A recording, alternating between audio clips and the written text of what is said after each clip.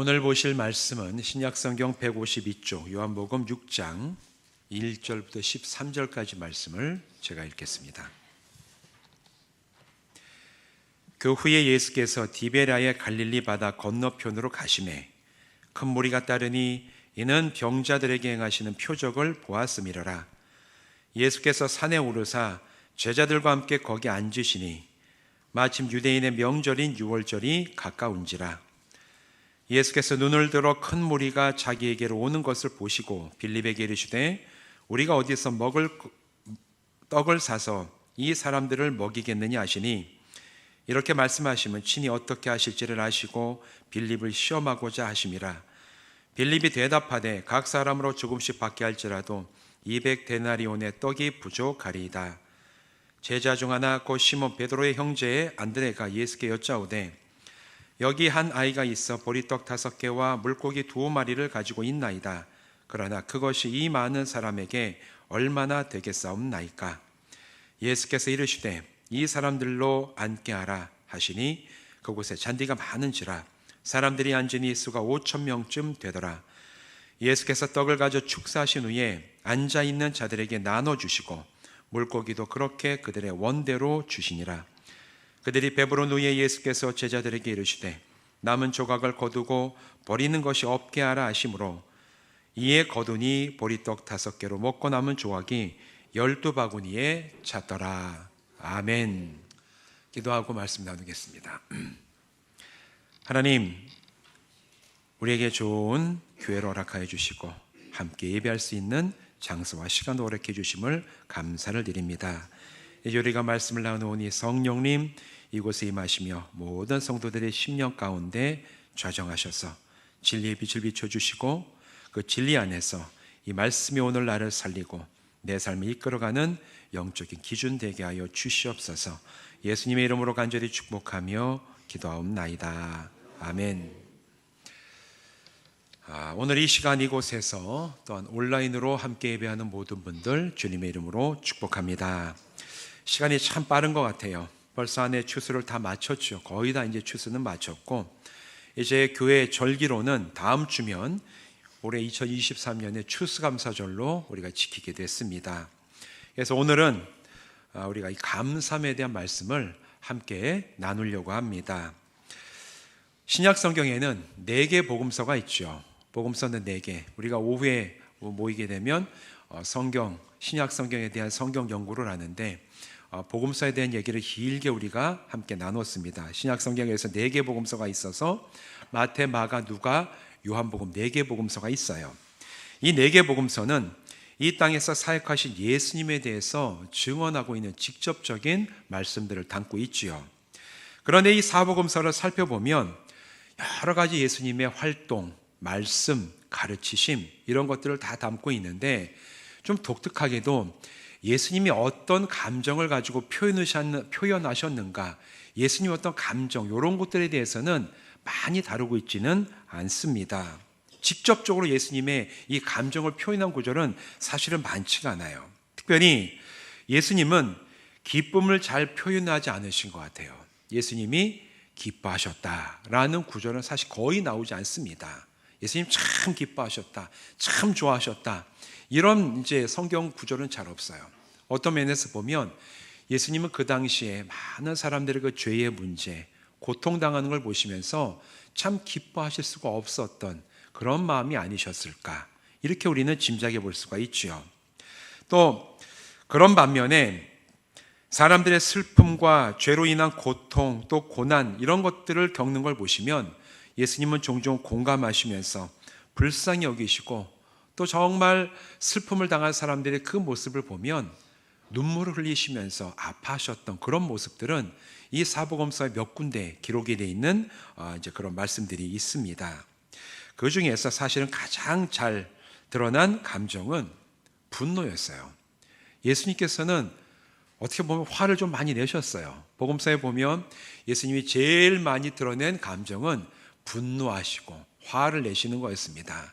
그 당시에 바리새인들 또 사두개인들, 율법학자들, 유대인의 지도자들과 함께 대화하시면서 그들이 아주 열심히 있는 종교인 같지만 그들이 그 가지고 있는 위선적인 신앙 때문에 굉장히 분노하시고 화를 내시고 책망하시는 말씀은 사실 복음서 4개에 아주 골고루 여러 번 나타나는 그런 말씀들이에요. 이렇게 보면 예수님은 감정이라든가 내면 어떤 그런 이제 움직임에 있어서는 아마 분노를 제일 많이 표현하시지 않았을까, 이렇게 생각할 수가 있습니다. 여기에 대해서 예수님께서 감사하셨다, 감사 기도를 드리셨다, 이런 말씀이 몇 군데에 기록이 되어 있어요. 여러분, 예수님께서도 감사하셨습니다. 참 감사합니다. 이런 말씀을, 이런 기도를 드리신 기록이 몇 군데 있는데, 대표적인 말씀으로는 마태복음 11장 25절에 보면 이렇게 얘기를 하고 있어요. 그때 예수께서 대답하여 이르시되 천지의 주제이신 아버지여, 이것을 지혜롭고 슬기 있는 자들에게는 숨기시고 어린 아이들에게는 나타내심을 감사하나이다. 예수님이 감사하다고 하신 말씀이 이 땅에 사용하시고 계시는 예수님의 그 구원의 사역을 세상에서 슬기롭다고 하고 아주 많이 알고 있다고 하는 그런 사람들은 잘 알지 못하고, 오히려 어린아이들 같이 연약하고 의지하며 살아가는 그런 사람들에게는 알게 하시는 그것에 대해서 예수님이 감사합니다 하고 하나님께 감사를 드리는 말씀이 마태복음에 기록이 되어 있어요. 이것뿐만 아니라 요한복음 11장 41절 42절은 이렇게 얘기를 합니다. 돌을 옮겨 놓으니 예수께서 눈을 들어 우러러 보시고 이르시되 아버지여, 내 말을 들으신 것을 감사나이다. 항상 내 말을 들으시는 줄을 내가 알았나이다. 그러나 이 말씀하옵는 것은 둘러서 무리를 위함이니 곧 아버지께서 나를 보내신 것을 그들로 믿게 하려 함이니이다. 감사하다고 말씀을 하시는데, 이때의 그 감사함은 마르다와 마리아의 오빠였던 나사로가 이미 죽어가지고 무덤에 묻혔을 때 그 나사로를 살려내시기 직전에, 나오라 말씀하시기 직전에 하나님께 감사합니다. 아버지께서는 늘 나의 말씀을 들으셨음을 제가 알고 감사를 드립니다. 바로 여기에 대해서 감사하시는 말씀이 기록이 되어 있지요. 이 본문과 더불어서 사복음서에서 가장 중요하게 다루어지는 사건 중에 하나인 오늘 본문의 오병이어의 기적 사건에서도 예수님은 감사의 기도를 드리십니다. 복음서가 4개인데 이 복음서가 4개인 가운데 4개 복음에서 똑같이 다 다루고 있는, 똑같이 4개에 똑같이 실려있는 사건이라든가 기적은 드뭅니다. 다 똑같이 다 들어있지 않아요. 마태복음에는 있지만 마가복음에는 없고, 마가복음에는 있지만 요한복음에는 없는 그런 이야기들이 있는데, 공통되게 다 기록하고 있는 사건은 예수님의 십자가 사건이 4복음서에 똑같이 들어있습니다. 그리고 부활하신 사건도 똑같이 기록이 되어 있어요. 그 외에 4복음서에서 똑같이 담고 있는 사건은 오병이어의 기적 이야기가 단 하나입니다. 나머지는 여기 있지만 저기는 없고, 저기는 있지만 여기는 없는 그런 이야기들로 구성이 되어 있는데, 그 얘기는 뭐냐면 오늘 우리가 읽었던 이 오병이어 사건은 굉장히 중요한 영적인 의미를 주는 사건이기 때문에 복음서 4개에 동일하게 이 사건에 대해서 기록을 하고 있고 싣고 있음을 우리는 발견할 수가 있죠. 그만큼 놀랍고 영적인 중요성이 깊은 사건입니다. 그런데 동시에 이 오병이어의 기적의 말씀은 사람들이 아주 쉽게 오해하는 말씀 중에 대표적인 말씀이기도 해요. 흔히 교회에서는 이 오병이어의 기적의 말씀을 살피거나 설교를 할 때 이 말씀을 중심을 물질적인 풍성함에 초점을 맞추는 경우들이 많이 있어요. 이런 식으로 보통 얘기를 하죠. 안드레가 데리고 온 한 아이가 물고기 2마리와 보리떡 5개를 드린 믿음이 씨앗이 되어서 모두가 배부르게 먹을 수 있도록 아주 풍성함을 주셨다. 이런 말씀이 사실은 지금까지 우리가 들어왔던 이 오병이어 기적의 말씀에 아마 대부분의 이제 말씀의 중심이었을 겁니다. 맞는 말씀이죠. 하나님은 믿음으로 드리는 자를 풍성하게 하시는 역사를 성경 가운데서도 이뤄내 주셨고 지금도 우리에게 베풀어 주시는 줄로 믿습니다. 믿음으로 드리는 자, 하나님을 위해서 믿음으로 드리거나 또는 믿음으로 다른 이들을 위해서 풍성하게 쓰는 사람에게 하나님은 넘치는 은혜와 복을 주십니다. 우리는 이 사실을 지금도 믿고 있고 믿음으로 또한 그런 삶을 살아가요. 그러나 오병이어의 기적의 말씀은 믿음에 따른 물질적인 축복보다 더 크고 깊은 영적인 의미가 있음도 우리는 분명히 알아야 됩니다. 특별히 11절 말씀을 우리가 좀 집중해서 볼 필요가 있어요. 이 11절 말씀을 같이 읽어보실까요? 같이 읽겠습니다. 시작. 예수께서 떡을 가져 축사하신 후에 앉아있는 자들에게 나눠주시고 물고기도 그렇게 그들의 원대로 주시니라. 아멘. 오늘 이 사건, 예수님의 이 오병이어의 기적 가운데 예수님이 언제 감사 기도를 드리셨냐, 감사하다는 말씀 어디 하셨냐 보면 감사하다라는 얘기가 직접적으로 기록이 되어 있지 않죠. 그런데 11절에 보면 예수께서 축사하시고, 바로 이 얘기는 감사 기도를 올리셨다라는 얘기예요. 하나님, 온 천하 만물을 다스리시는 하나님께서 땅에서부터 떡을 내셔서 우리에게 공급하시니 감사합니다. 바로 이 기도가 예수님이 드리셨을 것이라고 우리 성서학자들이 이제 연구해 놓은 결과, 거기에 나오는 기도입니다. 축사하시다 그냥 얘기하니까 한편으로 그냥 축복하시다 그런 쪽으로만 생각하는데, 원래의 의미는 축복하다라는 의미보다는 감사하셨다, 감사 기도를 올리셨다라는 의미가 훨씬 큰 구절이 11절에 나오는 축사하셨다라는 구절의 의미예요. 그런데 예수님께서 이렇게 감사 기도를 드리신 전후에 일어나는 일들이 놀랍게 달라져요. 기도를 올리시기 전에 예수님은 빌립을 불러서 말씀을 하시죠. 여기 모여있는 많은 사람에게 먹을 것을 주라고 빌립에게 말씀을 하십니다. 그때 빌립이 예수님의 말씀을 들은 다음에 아주 현실적이고 경제적인 이유로 불가능하다고 대답을 하죠.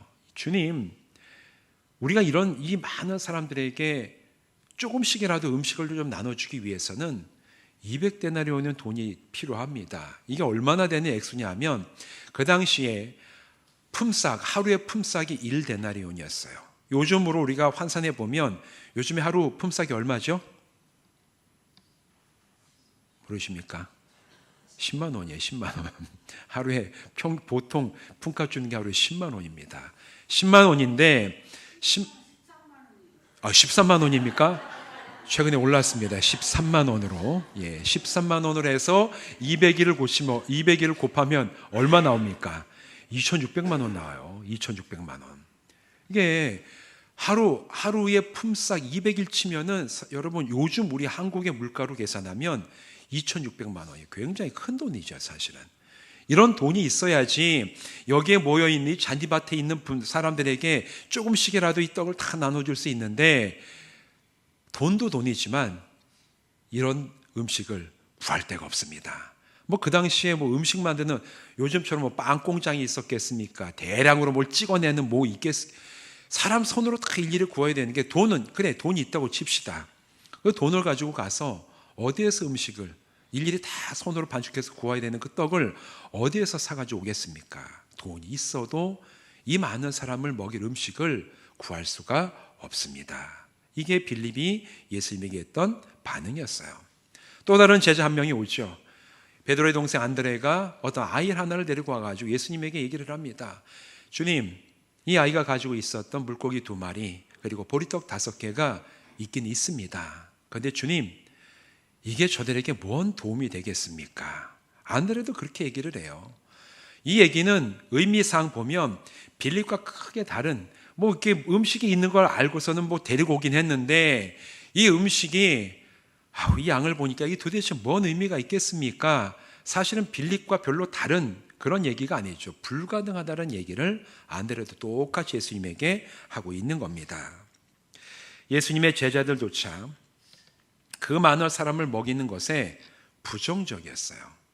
그런데 예수님께서 11절에서 감사 기도를 드리신 후에 모여 앉은 모든 이들에게 예수님이 떡을 주시고 물고기도 나누어 주셨다. 성경은 그렇게 얘기를 하고 있습니다. 그것도 어느 정도 나눠주셨냐? 11절 하반절은 그들이 원하는 대로 먹기 원하는 대로 배부르게 먹을 수 있도록 풍족하게 나누어 주셨다. 오늘 본문은 그렇게 우리에게 증언을 하고 있습니다. 예수님께서 감사 기도를 드리신 것을 기점으로 불가능이 가능한 현실로 바뀌었어요. 예수님께서 감사 기도를 드리신 전후로 제자들 보기에는 전혀 불가능한 그런 일들이 주님께서 기도드리시고 난 다음에 감사하시고 난 다음에는 주님의 손을 통해서 가능한 일로 바뀌었고, 가능한 일이 굶주렸던 모든 사람들, 적어도 남자만 5천 명, 아마도 약 여자들과 아이들까지 합치면 약 2만 명 정도 됐을 거라고 생각하는 그 사람들에게 물고기와 떡을 아주 배부르게 먹을 수 있는 풍성함으로 나눠주는 놀라운 기적이 바로 그 자리에서 일어났다라고 성경이 우리에게 얘기를 해주고 있습니다. 그래서 어떤 이들은 예수님께서 이렇게 축사하셨다, 곧 감사 기도를 하신 것이 마치 주술이나 마술처럼 여겨서 예수님이 기도한 것 때문에 음식이 늘어나는 기적이 일어났다, 이렇게 여기는 사람들도 있어요. 여러분, 그런데 예수님이 드리신 기도는 음식을 늘어나게 하는 그런 기도, 아주 특별히 주술적이거나 마술적인 능력을 가지고 음식을 늘어나게 하는 늘어나라 이런 기도가 아니었습니다.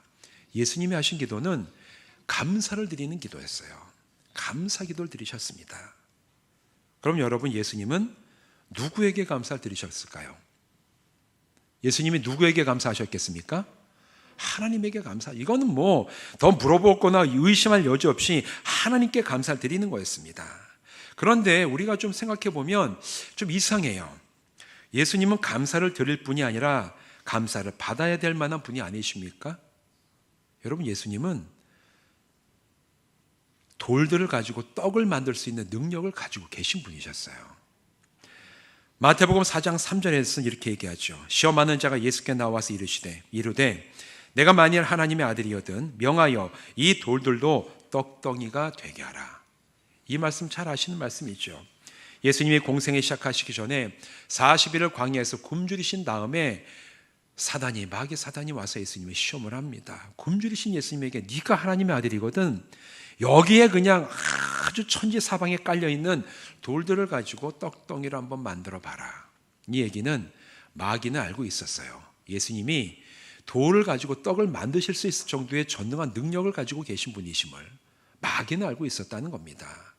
여러분, 그런데 그렇다면 그냥 이 예수님은 빨리 그냥 떡을 만들어서 거기에도 돌 같은 게 있지 않았겠습니까? 돌로 만드시면 뭘 가지고는 떡을 못 만드시겠어요? 예수님의 능력이 아주 정말 전능하신 것을 마귀도 알고 있었는데, 예수님 그러면 빨리 거기에 있는 걸 가지고 떡을 만드시든지 물고기를 만드시든지 먹을 만한 음식을 만드셔가지고 사람들에게 나눠주시면 되지 않았겠습니까?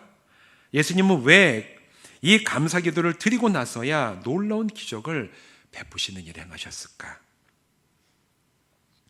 여기에는 세 가지 중요한 의미가 있습니다. 어쩌면 이것이 우리가 반드시 알면서 감사하는 사람으로 하나님 앞에 서기 위한 영적인 중요한 의미인 거예요. 첫 번째, 왜 예수님은 하나님께 감사를 드리면서 이 굶주린 사람들에게 놀라운 기적을 베푸시는 일을 행하셨을까? 그 첫 번째 이유는 하나님을 향한 감사함으로 하나님께서 온 천하 만물을 다스리고 통치하시는 분이심을 온전하게 드러내시기 위해서 예수님은 감사의 기도를 드리신 후에 오병이어의 기적을 베푸셨음을 성경은 증언하고 있는 겁니다. 예수님을 따라와서 모여 앉은 최소 수천 명의 사람들을 먹이는 것은 예수님 자신의 능력이 아니라 하나님의 은혜와 다스리심의 결과에 따른 것임을 감사 기도를 드리시면서 예수님은 사람들에게 드러내시고 나타내신 거예요. 여러분, 하나님께서 다스리시고 하나님께서 공급하십니다. 여러분, 이 사실 믿으십니까? 예수님은 이 사실 너무나도 분명하게 확신을 하셨고 그 은혜 속에서 사람들에게 기적을 베푸시고 때로는 사람들을 고쳐주시고 죽은 자를 살려내시는 그런 놀라운 일을 하신 이유는 하나님께서 통치하시고 하나님께서 공급하시고 다스리시기 때문임을 예수님은 늘 기억을 하시면서 하나님을 따라서 순종하며 나가는 바로 주님이셨어요.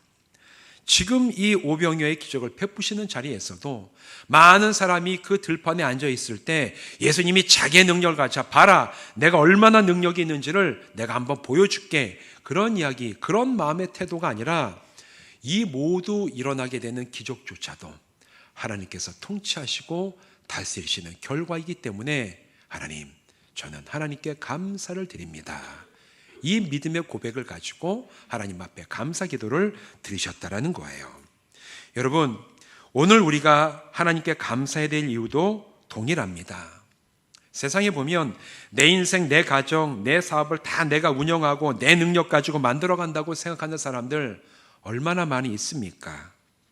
그러나 그리스도인은 그 모든 것이 내 능력이 아니라 하나님이 다스리시고 돌보심의 은혜 가운데 이루어져 가는 것임을 알아볼 수 있어야 돼요. 세상 사람들은 다 내 능력, 잘 되면 내 힘, 안 되면 조상 탓, 뭐 그렇게 갈 수 있지만, 그러나 그리스도인은 하나님, 오늘 하루 살아가는 나의 삶이, 하나님이 나에게 허락하신 일터가, 우리 가정의 일이 하나님의 다스리심과 돌보심 가운데 있는 줄 믿습니다. 하나님께서 다스리시고 하나님께서 채우시고 하나님이 돌보심을 저는 고백하며 매일을 살아갑니다. 이 믿음의 고백이 우리에게 있어야 될 줄로 믿습니다. 그럴 때 예수님께서 하셨던 것처럼 하나님의 다스리심과 통치하심을 참으로 인정할 때 바로 그 성도는 마음속 깊은 곳에서부터 하나님을 향한 참된 감사를 드리게 될 줄로 믿습니다. 이제 우리가 주님을 본받아 하나님 통치하십니다. 하나님이 다스리시고 돌보십니다. 저는 이것을 인정하며 주님 앞에 고백하며 감사를 드립니다. 이 믿음의 감사 주님 앞에 드리는 성도들 되시기를 주님의 이름으로 부탁을 드립니다. 두 번째, 예수님께서 감사 기도를 올리신 이유는 하나님을 향해 감사하심으로 하나님의 선하심에 대한 믿음을 보여주시기 위해서 우리 주님이 감사의 기도를 드리셨어요. 여러분, 감사하기 원하는 사람에게 진짜 필요한 것이 있습니다. 믿음과 신뢰가 필요해요. 하나님을 향한 신뢰, 하나님을 향한 믿음이 없는 사람은 절대로 진정한 감사를 드릴 수가 없어요. 여러분 생각해 보십시오. 만일 하나님이 어제 말씀하신 것과 오늘 말씀하신 것이 다르고 하나님이 오늘 행하시는 것과 내일 행하시는 것에 일관성이 없다면 누가 하나님을 신뢰할 수가 있겠습니까? 그렇지 않습니까? 사람이 사람을 신뢰할 때도 어제 오늘이 말이 다르고 오늘과 내일의 행동이 달라지는 사람은 보통 사람들이 뭐라고 얘기합니까? 아유, 저 사람은 신뢰할 수가 없어. 늘 바뀌어. 말도 바뀌고 생각도 바뀌고 행동도 바뀌어.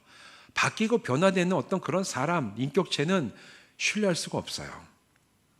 그러나 성경은 처음부터 끝까지 하나님의 선하심을 선포하며 그 선하심이 일관되게 하나님의 자녀들을 향해서 베풀어지고 있음을 증언하는 말씀으로 가득합니다. 창세기부터 요한계시록까지 수시로 하나님께서 어떤 분이시고 얼마나 선하시고 얼마나 일관적이시고 얼마나 정말 그 백성을 일관되게 돌보시고 계시는지를 이 성경은 오늘 우리들에게도 증언하고 있습니다. 대표적인 말씀으로 시편 118편 1절, 8절, 9절 말씀, 우리가 잘 아는 말씀인데 제가 읽어드리겠습니다. 여호와께 감사하라. 그는 선하시며 그의 인자하심이 영원하미로다. 여호와께 피하는 것이 사람을 신뢰하는 것보다 낫도다. 여호와께 피하는 것이 고관들을 신뢰하는 것보다 낫도다. 이 시편의 기자가 하나님을 찬송하는 말이에요.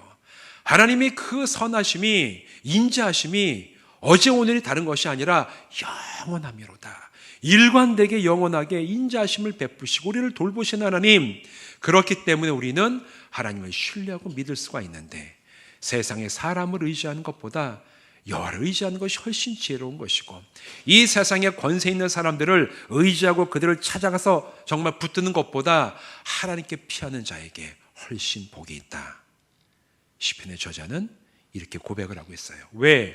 하나님이 선하시며 그 선하심이 변함없이 영원하신 분이시기 때문입니다. 그래서 그 신뢰를 가지고 있는 사람은 하나님 앞에 온전한 감사를 드릴 수가 있지요. 예수님이 그런 분이셨어요. 사람들이 보기에 불가능한 일을 행하시기에 앞서 선하고 좋으신 하나님을 향해서 감사를 드리셨습니다. 우리의 믿음도 하나님의 선하심을 인정하고 신뢰하는 것에 깊이 뿌리 내려야 돼요. 여러분, 하나님을 신뢰하십니까? 하나님의 선하심과 인자하심과 변함없이 우리를 돌보시는 그 사실을 확신하십니까? 여러분, 그 확신이 있어야지만 우리는 진짜 믿음으로 하나님께 감사하면서 나갈 수가 있어요. 때로는 하나님이 나의 길을 인도하시는 것이 내 생각이랑 다를 때도 있습니다. 내 계획이 휘어지거나 무너지는 자리에서도 여전히 우리가 하나님의 그 선하심과 인자하심을 고백해야 될 때도 있어요. 그러나 여러분 분명히 아십시오. 하나님은 선하시고 하나님의 계획은 우리의 계획보다 뛰어나시고 하나님이 우리를 인도하시는 그 길은 내가 생각하는 것보다 훨씬 선하시고 합력하여 선을 이루는 길이심을 우리가 믿고 확신하고 고백할 때 우리는 결국 하나님 앞에 감사하는 사람으로 서게 될 줄로 믿습니다. 우리가 이런 믿음을 가지고 하나님 앞에 하나님을 신뢰함으로 참된 감사함으로 주님 앞에 서는 우리 모든 성도들 되시기를 주님의 이름으로 부탁을 드립니다. 마지막 세 번째, 예수님 왜 감사 기도를 하나님께 드리셨을까? 예수님은 하나님을 향한 감사가 어떤 조건이나 결과에 따른 것이 아님을 보여주기 위해서 하나님께 감사 기도를 드리셨어요. 오늘 우리가 읽은 이 본문 말씀 11절은 여기에서 예수님께서 감사의 기도를 드리신 것이 오병이어의 기적이 일어나고 난 다음 그 결과를 가지고 감사하다고 하나님 앞에 기도 드리신 게 아니에요. 기도를 드리심으로 기적이 일어났습니다. 여기에서 중요한 사실이 있지요. 선하신 하나님께서 모여 앉은 가난한 자들을 풍성하게 먹이시는 기적을 베풀어 주실 것을 확신하며 드린 감사가 예수님께서 드린 감사의 기도였습니다. 결과를 보고 감사드리는 게 아니에요. 이런 비슷한 기도도 아까 나사로 이제 살려내는 그 요한복음 11장 41절에 나오죠. 돌을 옮겨 놓으니 예수께서 눈을 들어 우러러 보시고 이르시되 아버지여 내 말 들으시는 것을 감사하나이다. 항상 내 말 들으시는 줄을 내가 알았나이다. 감사의 기도를 먼저 올리셨어요. 죽은 나사로가 살아나오기 전에 하나님 먼저 하나님께 감사 기도를 올리십니다. 오병이의 기적도 마찬가지예요. 그 수많은 사람에게 제자들은 먹을 게 없어요. 돈이 없어요. 이렇게 얘기하는 제자들에게 쫙 기적을 베푸신 다음에 그 기적 베푸신 결과를 가지고 감사를 드리시는 게 아니라 먼저 하나님께 감사 드리신 다음에 그 감사의 기도의 응답으로 굶주린 자들, 그 수많은 사람들을 배불리게 먹이시는 놀라운 기적을 베푸셨다는 겁니다. 여러분, 감사할 만한 일이 있을 때 감사하는 건 누구나 다 할 수 있습니다. 그렇지 않습니까? 물론 그래도 감사하지 않는 사람이 있죠. 그래도 내가 예상치 못한 좋은 일을 만나고 내가 정말 간절히 바라는 일을 이제 결과가 나왔을 때 하나님을 믿지 않는 사람도 그냥 세상 사람들도 감사하는 마음은 가져요. 그런 결과, 그런 조건이 이루어지고 주어지면 보통 사람들은 다 좋아하고 감사를 합니다. 그걸 가지고 감사하는 건 그리스도인의 하나님 앞에서 드리는 감사라고 얘기할 수가 없어요. 진짜 하나님 앞에 드리는 감사는 조건과 결과를 뛰어넘어 하나님께 드리는 감사인 줄로 믿습니다. 사람이 보기에는 어떻게 이런 걸로 감사할 수가 있을까? 주여 그래도 감사합니다. 아니 이런 결과가 와도 어떻게 감사할 수 있습니까? 그러나 주님, 이 모든 것을 가지고도 하나님께서 더 나은 길로 우리를 인도하여 가시는 선하신 하나님이심을 내가 믿기 때문에 주여 감사합니다. 그리스도인 드리는 감사, 예수님이 보여주신 그 감사는 조건과 결과를 뛰어넘는 감사인 줄로 믿습니다. 그렇기 때문에 이 믿음이 있을 때 성도들 역시 조건과 결과를 뛰어넘어 감사하는 그 자리로 우리 역시 나아갈 수가 있어요. 사랑하는 성도 여러분, 2024년 추수감사절을 맞아 우리도 예수님의 감사하심을 본받아 참되게 감사하는 성도로 서야 됩니다. 우리가 살아가는 시대가 혼란스러워요. 경제 상황도 어렵습니다. 사회적으로 참 여러 가지 즐거운 일이 없는 시대를 우리가 살아가고 있지 않습니까? 세상적인 눈으로 보면 어느 곳 하나 감사하기가 쉽지 않지만, 그러나 이 우리 육신의 눈만 가지고 바라보는 것이 아니라 우리의 영의 눈을 열어서 변함없이 우리를 돌보시고 지키시고 인도하시고 채우시는 하나님을 바라보며 우리는 감사함으로 하나님 앞에 서시기를 바랍니다. 하나님의 다스리심 아래에서 선하신 하나님을 신뢰하면서 상황과 결과를 넘어 참된 감사함으로 하나님 앞에 설 때, 때가 이르러 하나님께서 우리의 모든 어려움을 넘어서게 하시고 믿음으로 주님 앞에 서는 자들에게 하나님 보시기에 가장 선하고 아름다운 길로 인도하시는 놀라운 은혜를 여기 함께 예배드리는 모든 성도들이 다 같이 경험하고 누리고 고백하고 간증하는 놀라운 역사를 체험하시는 성도들 되시기를 주님의 이름으로 축원드립니다. 기도하시겠습니다. 하나님 감사합니다. 우리가 추수감사절을 맞이해서 예수님께서 감사하신 그 말씀을 함께 읽고 알아봤습니다. 주님께서 놀라운 능력을 가지고 계셨음에도 불구하고 하나님 앞에 감사함으로 나가셨던 그것은 하나님이 통치하시고 다스리시고 치우신다는 사실, 또 하나님이 항상 선하고 변치 않으신다는 사실, 그리고 그 모든 감사는 조건과 결과를 넘어서는 감사임을 우리에게 보여주시기 원하심을 우리가 알게 되었습니다. 2023년 이 시대를 살아가며 우리도 그런 감사함으로 하나님 앞에 서게 하여 주시옵소서.